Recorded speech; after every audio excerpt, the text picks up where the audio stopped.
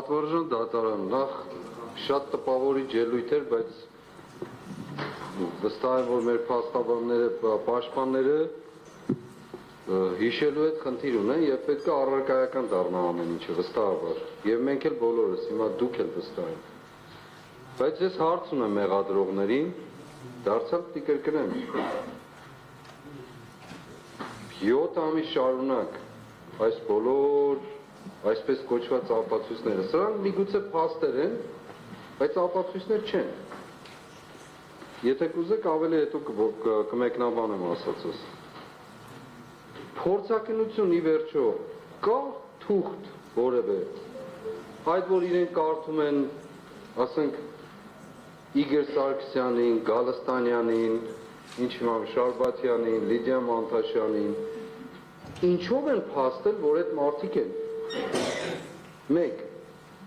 երկրորդ, արդյոք դրանք կեղծված չեն, արդյոք դրանք ուրիշ մի տեղից վերցված եւ այդտեղ զետեղված չեն։ Հիմա ես պատահական չհարցրեցի հունիսի 4-ի մասին, շատ պատահական չեմ հարցրել, շատ ուղիղ էր դա։ Ինձ համար, որովհետեւ հունիսի 4-ը կոնկրետ խոսակցություններ են, որտեղ այլ բանի մասին է խոսում ընդհանրապես։ Երկրորդ պիտի խնդրեմ, որ սահմանեն, այդ որն է, որ խոսակցություններ են տեղի ունեցել իշխանափոխություն անելու ոչ սահմանադրական կարգով։ Գաղտնիք չի ոչ մեկի համար, ես պայքարի մեջ եմ 2020 թվականից հետո, 2023 թվականի, 24 թվականի Արցախի հանձնումից հետո, Տավուշի գյուղերը հանձնումից հետո, մարտ ամսից սկսած, ես պայքարի մեջ եմ, համաժողովրդական պայքարի, եւ չեմ էլ թաքցնում, այո, պետք է եղել խմբեր էլ պիտի կազմեի, ամեն ինչ էլ պիտի անեի, դրանում ոչ մի կասկած, ոչ մեկն էլ չի թաքցնում դա։ Մեղադրականում ասում է հարվածային խմբեր, շատ լավ, հարվածային խմբեր, բա ֆուտբոլի խմբերի մասին ինչու չի ասվում, բա խրամատների մասին ինչու չի ասվում, բա առաջնագծի մասին, ասեմ, սրանք զինվորական տերմիններ են, ինչու դրանց մասին չի խոսվում, օրինակ։ Երկրորդը, ձեռագրաբանական քննություն անցած կա որևէ բան, ինձ քննչական կոմիտեում հարցրել են օրինակ, չգիտեմ, սա նախաքննական գաղտնիք է թե ոչ, բայց արձանագրված փաստ է։ 2024 թվականի մարտի 18-ին Գառնիկ Դանիելյանից ուղարկված ինչ-որ թղթի մասին, որը ես եմ գրել եւ ուղարկել եմ, որտեղ խոսում է հաշտության օրակարգի մասին, որտեղ խոսում է ոստիկանների հետ որևէ առնչություն չունենալու մասին եւ այլն եւ այլն եւ այլն։ Հիմա սա ապացույց է, թե ապացույց չի։ Սա սուբյեկտիվ մեկնաբանություն է, թե ոչ։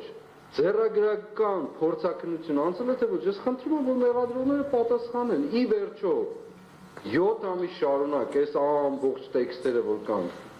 ինչով են վերագրելի այստեղից նստած յուրաքանչյուրին, ով է դա փաստել, ինչով են դրանք ոչ մոնտաժված, ես ձեզ մի դրվագ կարդամ, ընդամենը կներեք, որ երկարացնում եմ, բայց մի դրվագ։ Եթե ապացույցից եք մեջբերում անելու, դրա անդրադարձությունը չկա։ Չէ, զուտ ասեմ նա, որ 3 նախադասություն է գրված, գործի միջից վերցված,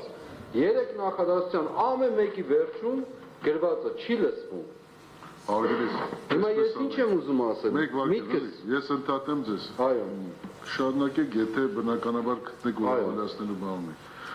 մեղադրողները այս պահին նշեցին, որ լրացուցիչ ծավալ ունեն ներկայացնելու, ոչ ամբողջական են ներկայացնելու։ Շատ լավ։